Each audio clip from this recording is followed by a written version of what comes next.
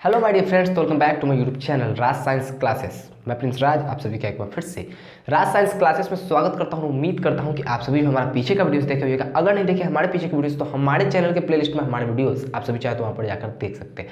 और जैसा कि आप सभी का बहुत ही इंपॉर्टेंट क्वेश्चन ये था, इंपॉर्टेंट टॉपिक आप लोगों के लिए ये था कि दर्पण सूत्र क्या होता है। सर कभी कभी 5 नंबर में पूछ देता है, या फिर लेंस सूत्र क्या होता है, ये 5 नंबर पूछ देता है, आपने ये पढ़ाया नहीं। तो आज आप लोगों के लिए दोनों तो नहीं, एक लेकर हम आप पाए हैं दर्पण सूत्र क्या होता है। और ये जो होगा ये वीडियो का सेकेंड लास्ट है, और ये जो है ये इस चैप्टर का सेकंड लास्ट वीडियो है, और एक जो आएगा वो बिल्कुल लास्ट वीडियो होगा, ठीक है। यानी कि फर्स्ट लास्ट होगा, यानी कि ये सेकंड लास्ट है और वो होगा पूरा का पूरा अंतिम का होगा, ठीक है। यानी कि लेंस सूत्र जगह जब वीडियो अपलोड कर देंगे उसके बाद आप लोगों को पढ़ाने वाले दूसरा चैप्टर जो कि मानव नेत्र है, ठीक है। और उसके द्वारा देखी गई रंग बिरंगे संसारे हैं, इस टाइप के क्वेश्चन आएंगे उसमें, मानव नेत्र के बारे में बहुत अच्छे तरीके से उसके बाद उसमें पढ़ना है आपको, ठीक है। चलिए, तो दर्पण सूत्र का जैसा कि आप सभी का कमेंट आ रहा था, आज हम आपको बता देते हैं कि दर्पण सूत्र आज आप लोगों के बीच लेकर आए हैं। जितना ज्यादा से ज्यादा शेयर कर सकते हैं तो शेयर करिए, नहीं शेयर कर सकते तो कम से कम खुद के लिए समझ भी लीजिए, कम से कम जरूर, क्योंकि ये इंपॉर्टेंट है। ये जो टॉपिक इसको हम लगाएंगे MCQ क्वेश्चन सीरीज में एंड VBI टॉपिक लगाएंगे तो कोई कम नहीं होगा, क्योंकि ये बहुत ही इंपॉर्टेंट है।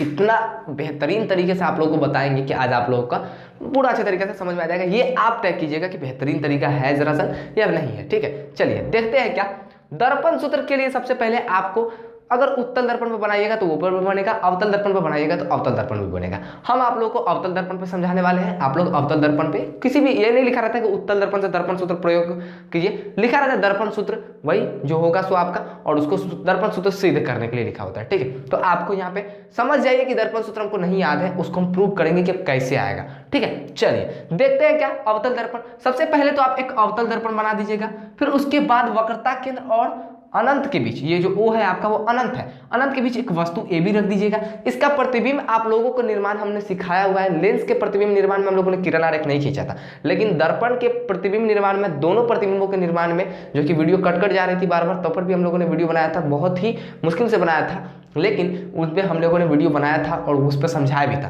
तो आप लोगों ने वो वीडियो नहीं देखा है तो हमारे प्लेलिस्ट में वो वीडियो है, आप सभी चाहे तो वहां पर जाकर देख सकते हैं। चलिए देखते हैं क्या कि AB यहाँ पे वक्रता केंद्र और अनंत के बीच रखा गया है। इसका प्रतिबिंब आप सभी को मालूम है कि कहाँ पे बनेगा, यहाँ पे वक्रता केंद्र पर और फोकस के बीच बनेगा, ठीक है। प्रतिबिंब वास्तविक एवं उल्टा होगा तथा वस्तु से छोटा होगा, ठीक है। चलिए अब यहाँ पे बात करते हैं कि कैसे। तो यहाँ पे किरण आरेख हम लोगों ने खींचा, कुछ ज्यादा नहीं है, बस एक हम लोगों ने NQ खींचा है। वो क्या खींचा है वो भी हम आपको बताएंगे आगे चल के क्यों खींचा है, क्योंकि इसका प्रयोग होने वाला है। MM- हम लोगों ने नामकरण रख दिया है, क्या कर दिया है, MM- हम लोगों ने नामकरण कर दिया है यहाँ पे अवतल दर्पण का। अब आपको अगर नंबर लेने हैं बोर्ड से 5 के 5 नंबर आप लोगों को पूरे के पूरे लेने हैं, तो आप लोगों को स्टेप बाय स्टेप आप लोगों को एक्सप्लेन करना पड़ेगा। इसमें एक एक चीज के बारे में हम लोग को बताएंगे, ठीक है। हम लोग बताएंगे कि सामने वाला एग्जामिनर भी क्या हो जाए, जो कॉपी चेक करता है आपका, एग्जामिनर नहीं जो कॉपी चेक करता है आपको, वो भी खुश हो जाए कि भैया ये तो बहुत अच्छा तरीका से लिखा है, क्यों नहीं इसको नंबर देंगे। चलिए दर्पण सूत्र प्रयोग करने के लिए सबसे पहले ऐसा बना लेना है हम लोग को, अवतल दर्पण पे एक प्रतिबिंब बना लेना है। उसके बाद क्या करना है, देखिए माना कि MM- एक अवतल दर्पण है, यहां पर देख सकते हैं MM- एक अवतल दर्पण है, इसको मान लेना है। माना कि MM- एक अवतल दर्पण है, ठीक है, जिसके प्रधान अक्ष यहाँ पे OP आगे भी जाएगा, ठीक है, ये प्रधान अक्ष है, जिसके प्रधान अक्ष पर अनंत यानी कि O जो है हमारा अनंत समझ लेते हैं, अनंत तथा वक्रता केंद्र C के बीच एक वस्तु AB रखा है। एक वस्तु को देख सकते हैं, अनंत और वक्रता केंद्र के बीच में AB हमारा एक वस्तु रखा गया है, ठीक है, वस्तु रखा गया है। और वस्तु को इस प्रकार रखा गया है, AB इस वस्तु केंद्र के बीच एक वस्तु AB इस प्रकार रखी गई है, इस प्रकार रखी गई है कि उसका जो प्रतिबिंब कहां पर बनता है, उसका वास्तविक प्रतिबिंब बनता है A'-B', उसका वास्तविक प्रतिबिंब बनता है, जो कि फोकस, दर्पण के मुख्य फोकस तथा वक्रता केंद्र C यानी कि वक्रता केंद्र C इसके बीच बना है। इतना लिख दीजिएगा, आपका फर्स्ट स्टेप कंप्लीट। उसके बाद एक और चीज हम लिख देते हैं, क्या लिखेंगे, क्या कि NQ प्रधान अक्ष पर लंब है, क्या लिखेंगे, लंब है। या फिर लिख सकते हैं आप क्या कि NQ को हम लोगों ने प्रधान अक्ष पर, NQ प्रधान अक्ष पर एक लंब है, लिख सकते हैं, या फिर एक प्रधान अक्ष पर NQ हम लोगों ने एक लंब डाला, ठीक है, ऐसा लिख सकते हैं।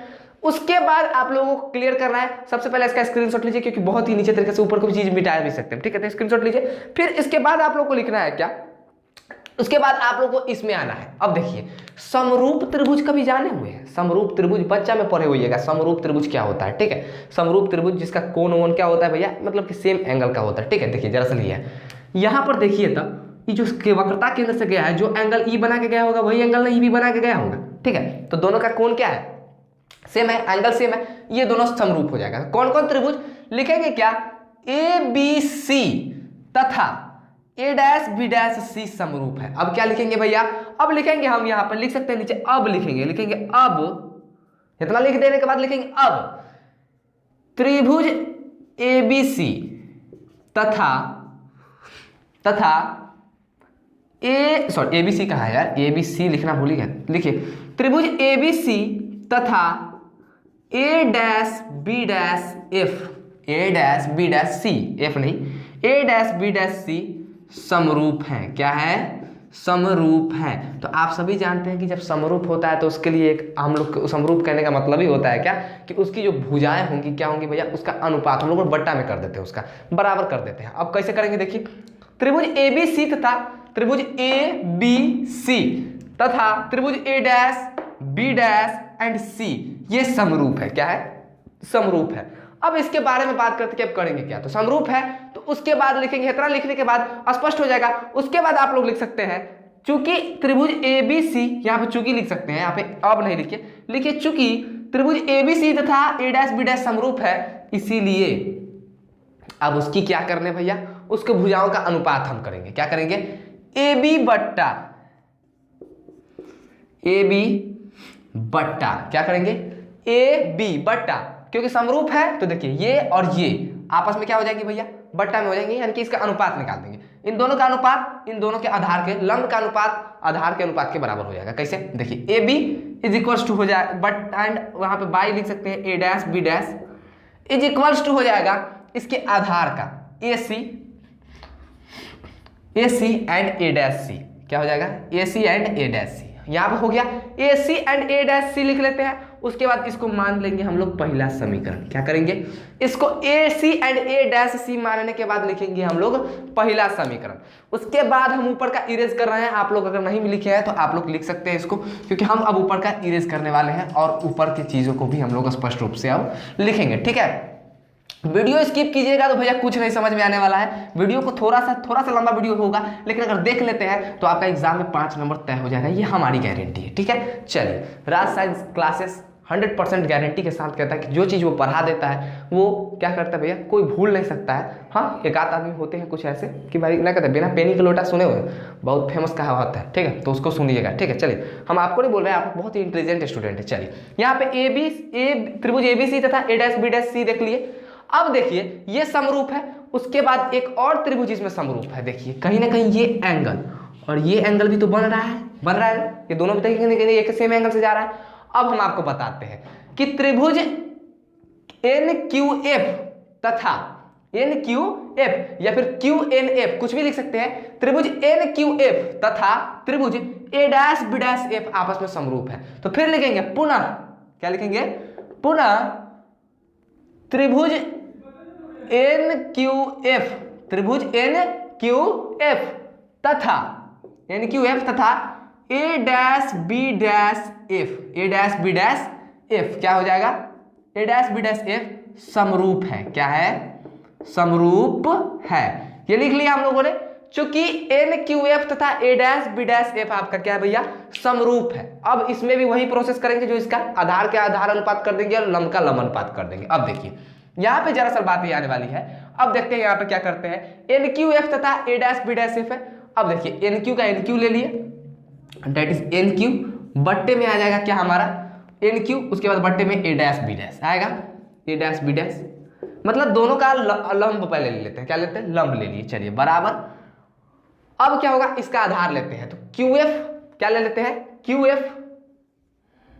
F is equals to, sorry is equals नहीं भाई, बाई में लगाते हैं क्या, अब ए डैश एफ, क्या लगा है, ए डैश एफ, इतना लगा है कि नहीं लगा है। अब आप गौर से देखिएगा कि एन क्यू जो है आपका, अब यहाँ पे हम स्पष्ट रूप से बताना चाहते हैं कि एन क्यू जो है आपका क्या है, एन क्यू जो है आपका क्यू, एन क्यू जो है ये देखिए, ये एन क्यू की लंबाई, ये एन क्यू की लंबाई जितनी है उतनी ही तो ए बी की लंबाई है, लिख सकते हैं कि नहीं लिख सकते हैं, एन क्यू की लंबाई जितनी है उतना ही तो ए बी की लंबाई है कि नहीं। देखिए गौर से, एकदम समांतर गया हुआ है किरण, तब ना टकराया हुआ, समांतर गया हुआ तो वहां पर भी N Q is equal to A B होगा। तो इसलिए हम लिख सकते हैं क्या कि ए बी बट्टा A dash B dash is equal to Q F बट्टा ए डैश एफ।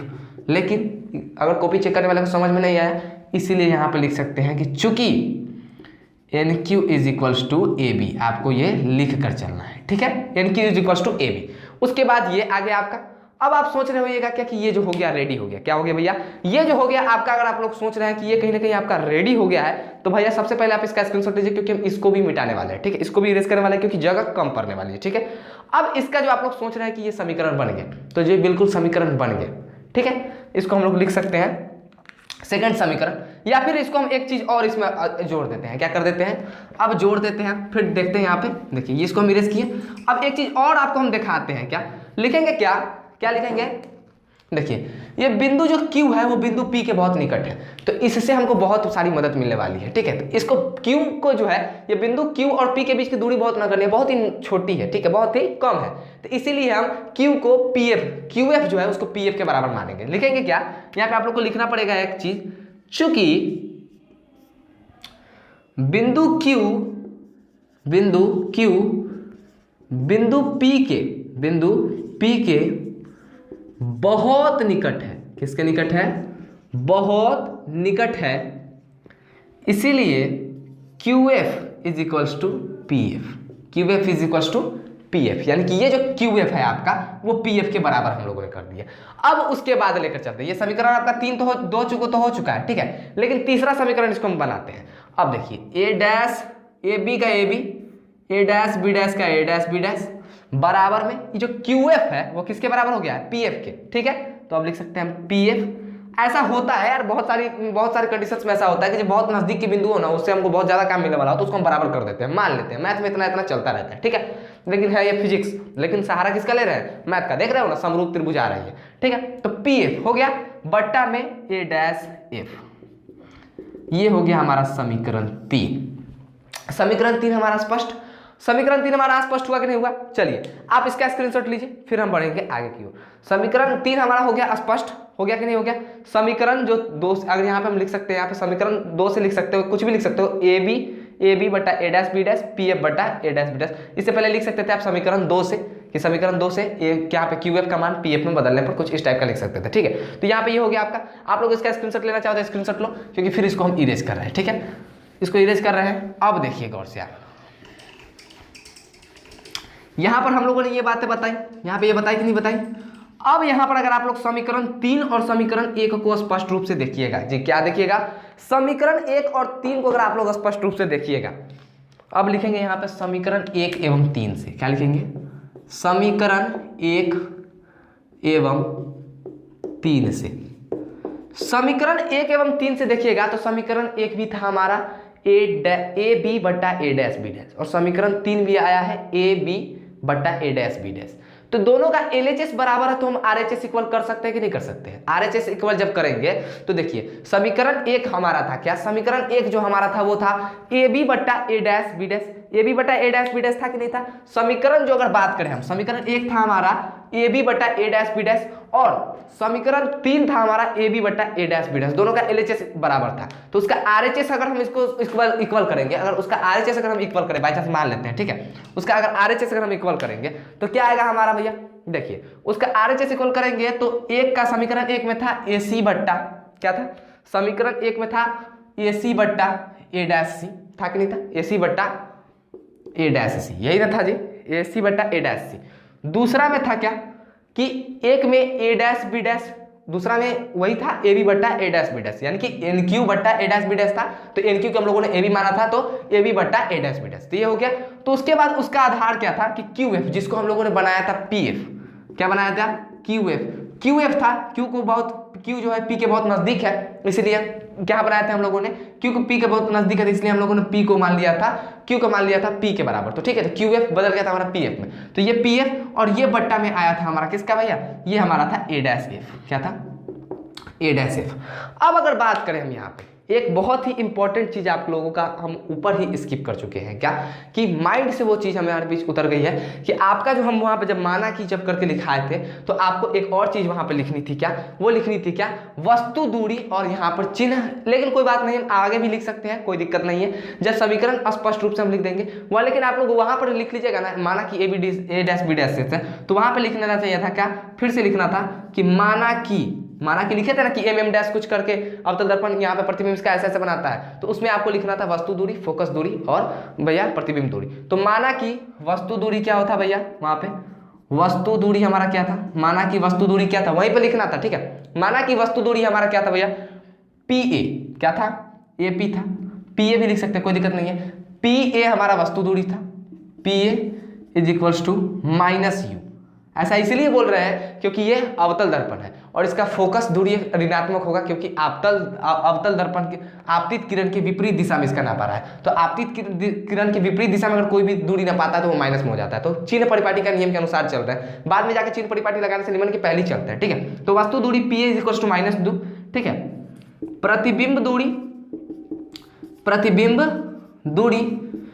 दूरी क्या हो जाएगा, पी ए डैश या फिर A P dash, A dash P लिख सकते हो, P A dash is equals to आपका क्या हो जाएगा माइनस भी, P A dash is equals to minus P. And एक और आएगा आपका फोकस दूरी, एक नहीं दो और आएगा, फोकस दूरी इज इक्वल्स टू क्या हो जाएगा, क्योंकि फोकस दूरी भी आपतित किरण की दिशा में, तो इसका भी माइनस होगा, माइनस एफ। एंड वक्रता त्रिज्या लेते हैं। वक्रता त्रिज्या जो आपका आर होता है, क्या होता है, वक्रता त्रिज्या क्या है आपका, पीसी है ना, वक्रता त्रिज्या PC is equals to minus 2f। ऐसा इसीलिए हुआ है क्योंकि वक्रता त्रिज्या जो होती है फोकस दूरी की दुगनी होती है, यहाँ से फोकस दूरी की दुगनी हो गई वक्रता त्रिज्या, इसलिए माइनस एफ था तो माइनस 2f हो गया।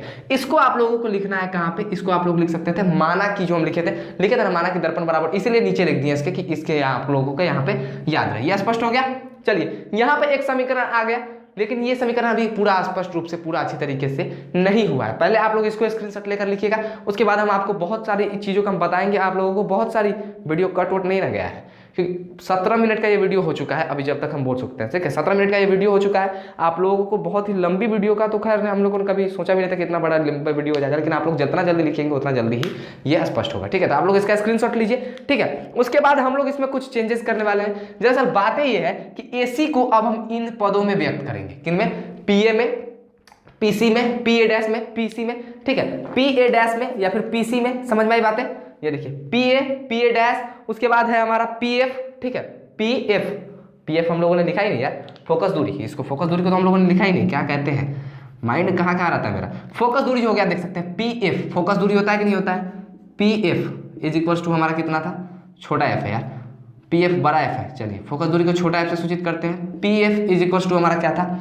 माइनस एफ था, छोटा एफ था। And PC, P F PC ये सब हम लेके चल रहे हैं, ठीक है। उस वक्त इन पदों में अब हमको व्यक्त करना है, इसको हम इरेज कर रहे हैं क्योंकि अब हम पूरा एकदम अंत में पहुंच चुके हैं। अब हम लोग नहीं चाहते कि रुकना। चलिए ये बातें स्पष्ट हुई। अब हम आपको बताना चाहते हैं दरअसल ये बात कि देखिए एसी को हम लोग बदल सकते हैं। ये जो आप एसी देख रहे हैं, इसको अगर हमको पी एफ पीसी यानी कि भाई जो हम अभी पद लिखे थे उसमें अगर हमको चेंज करना हो तो देखिए ई ए सी बराबर क्या हो जाएगा, P A minus P C. देखिए ये ए सी हमको निकालना है, ये ए सी हमको निकालना है, तो इस पूरे पी ए की दूरी में से इस पी सी की दूरी को घटा देंगे तो ये हमारा ए सी बचेगा कि नहीं बचेगा, बचेगा ना। तो इस ए सी के बदले में हम लोग लिख सकते हैं क्या, P A minus P C, P A minus P C, तो ये हमारा ए सी बच जाएगा, बचेगा। अब ए डैश सी को लिखना है, तो ए डैश सी के लिए है, यहां पे हम एक चीज प्रयोग कर सकते हैं, इतना दूरी को हमको व्यक्त करना है लेकिन इनके पदों में, तो P C minus P A dash, P C minus P A dash. देखिए ये रहा पी सी, इस पी सी में से अगर पी ए डैश को घटाएंगे तो नॉर्मली ए डैश सी हमारा निकल के चला आएगा। अब इस पीएफ को देखिए, अगर यहाँ पे बात करें तो पीएफ को हम चेंज क्यों करें, पीएफ को पीएफ के रूप में रहने देते क्योंकि ये ऑलरेडी हमारा पद के रूप में है, जो हमारा वहां पर था 4 हम लिखे थे उसी में। अब हमको ए डैश एफ को चेंज करना है, तो ये जो ए डैश एफ है इसको भी अगर हम लोग देखें तो P A dash minus P F में चेंज कर सकते हैं कि नहीं। P A dash minus P F, कितना मुंह ताक रहा होगा, कितना लोग मुंह ताक रहे होंगे, कैसे देखिए पी ए डैश में से पी एफ को घटाइएगा तो अपने आप ऑटोमेटिक, अरे यार इतना दूरी है, देखो यहाँ पे कुछ इतना बित्ता का दूरी है और हमको इतना निकालना है, तो इतना में से इतना घटा देंगे तो इतना नहीं निकल गया, ठीक है। तो पी ए डैश में से पी एफ घटाएंगे तो पी ए डैश एफ निकल गया, तो ए डैश एफ के बदला में ये हम लिख दिए। ये हो गया हमारा फुल समीकरण, जो हो गया क्या हो गया भैया, ये हमारा समीकरण 4 हो गया। क्या हो गया, समीकरण 4 हो गया, ठीक है। ये हमारा हो गया समीकरण 4, समझ में आई बात, समीकरण 4 हो गया। अब इस समीकरण 4 में यहां पर जो मान रखे हुए थे उसका हम लिखते हैं। अब लिखेंगे क्या, समीकरण 4 में पदों का मान रखने पर, पदों का मान, यार इतना तो जगह खाली है, पदों का मान रखने पर। अब समीकरण 4 में हम लोग पदों का मान रखेंगे, किसका मान रखेंगे, पदों का मान रखेंगे। भैया यहाँ पर एक ही वीडियो में अगर हमको समाप्त करना है तो ऊपर का हम मिटा रहे हैं, आप सभी देख लीजिएगा, इसको सेम चीज को हमको ऊपर उतारना है, ठीक है। यहां से अब इस पर स्टार्ट करते हैं, P A minus P C, यह है बट्टा P C minus P A dash is equal to P F. Board थोड़ा सा हमारा छोटा है यार, इसीलिए हमको बार बार मिटाना पड़ता है, ठीक है, पी एफ। चलिए ये हो गया। अब इसको हम लोग इरेज करते हैं। अब एक ही वीडियो में हम सारा समीकरण ये लिख लीजिएगा, उसके बाद आप लोग देखिए समीकरण 4 में पदों का मान रखने पर, इतना लिखने के बाद तब ये उतारिएगा, ठीक है। समीकरण 4 में पदों का मान रखने पर अब हम काट, इसीलिए चीर परिपाटी का नियम का प्रयोग पहले ही कर लिए थे। तो यहाँ पर जितना भी चीज है सब माइनस में है कि नहीं है। अब देखो पी ए का मान क्या होगा, पी ए हमारा वस्तु से, ये क्या है, ये भी हमारा वस्तु है, तो पी ए क्या हो जाएगी, वस्तु दूरी हो जाएगी। तो वस्तु दूरी माइनस में था, माइनस यू था कि नहीं था भैया, हम आपको यहाँ पे फिर से लिख देते हैं, पीसी जो था, सॉरी पी ए जो था वो माइनस यू था, पी ए डैश जो था वो था माइनस भी, ठीक है। एंड यहाँ पर जो आपका पी एफ था, पी एफ वो भी माइनस एफ में, एंड आपका जो पी सी था वो था आपका माइनस 2f में, यहाँ पे स्पष्ट कर दिए हम, ठीक है। अब देखिए पी ए का मान रखते हैं माइनस यू, पी ए का मान माइनस यू, ब्लू कलम ब्लू चलाते हैं क्योंकि ये थोड़ा सा ब्लैक बदा लगेगा, माइनस यू हो गया, देख सकते हो। फिर ये माइनस का माइनस दे दिया हम लोगों ने, और पीसी का मान क्या है, तो माइनस है, तो माइनस 2f रख दिया हम लोगों ने, रखा, बट्टा में ले लेते हैं। पीसी का मान क्या है भैया, तो पीसी का मान माइनस 2f, माइनस 2f का 2f, minus P A dash क्या है, पी ए डैश का माइनस भी है, तो माइनस भी लिख दिया और ब्रैकेट में डाल दिया, is equal to P F क्या है भैया, तो पी एफ हमारा देख सकते हैं माइनस एफ है, तो इसको भी चुपचाप हम लोग माइनस एफ लिख देते हैं, बट्टा में P C minus 2f, video cut नहीं रहा है, चलिए पी सी माइनस, देखिए बट्टा में क्या है, P A dash minus P F, तो पी ए डैश क्या है भैया, यहाँ पे माइनस भी है, ठीक है, और माइनस का माइनस चिन्ह हम बीच में डालेंगे ये वाला। अब पी एफ क्या है, फिर माइनस एफ है, तो यहाँ पर देखो ये कुछ इस टाइप का आया। अब इसको हम लोग चेंज करते हैं, अब जरा सा ये बदलेगा, minus you minus minus plus हो जाएगा, एंड 2f का 2f बट्टा ये माइनस 2f तो इसी में रहेगा, एंड ये माइनस माइनस प्लस होकर प्लस भी बन जाएगा, एंड ये माइनस एफ इसका ऊपर तो रहने वाला है, और ये माइनस भी का माइनस भी, और ये प्लस, यहाँ पे माइनस एफ देना भूल गया यार, ये माइनस और माइनस मिल के बन जाएगा प्लस। अब आप लोग अगर इसका गुना कीजिएगा, जी बिल्कुल, गुना में हम लोग टाइम वेस्ट नहीं करेंगे क्योंकि गुना हमने पहले से ही करके रखा है, ठीक है, या फिर आप लोग चाहें तो अभी भी कर सकते हैं, कोई दिक्कत नहीं है। देखो यहाँ पे कुछ इस टाइप का यहाँ पे आप लोगों के बीच आने वाला जरा सा ये है, कुछ आप गुना कीजिएगा ना तो माइनस यू में, देखिए यहाँ पे minus U F plus 2f लिखिएगा, इसको आपस में, इसको इस साइड से और इसको इस साइड से गुना कीजिएगा, तो जब आप इस दोनों को गुना कीजिएगा ना तो कुछ आने वाला है आपका u भी, देखो u भी, क्योंकि माइनस माइनस प्लस हो जाएगा तो u भी आया, u भी हो गया, फिर यहाँ पे ले लेते हैं u भी हो गया, उसके बाद यहाँ पे ले लेते हैं क्या, minus minus plus minus 2vf, minus 2vf, फिर ये हो गया, फिर f से गुना करते हैं तो ये माइनस uf हो गया, और फिर यहाँ पर अगर आप गुना करोगे तो क्या हो जाएगा, माइनस, यहाँ पे क्या हो जाएगा भैया, minus 2f square, minus 2f square, minus नहीं प्लस 2f स्क्वायर हो जाएगा, प्लस प्लस प्लस और f2f स्क्वायर,